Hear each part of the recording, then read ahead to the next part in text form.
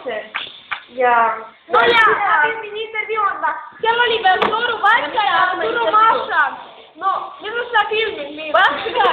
Mina räägin Karusita juttu, et silma filmi. No on, rohkem jaa, ongi. Ja ma räägin, et siis Jürgen Fooger räägib Karusita. Ole vaid. Minu juhtid on väga keemad, sellepärast minä kasvasin Karusita vaata. Ines Karu, ole vaid. Ines Karu, mida veedisin tema ära, eks. Ja siis tema sittus mulle vaiksi. Iga päev. Mitu päeva, jaa. No jaa, siitast saab küüda, eks ole. Saabki siitast lahti. Jaa, saabki siitast lahti, no. Nii ta iga nii ees, pole maailmas nii palju sitta ka. Ole vaid!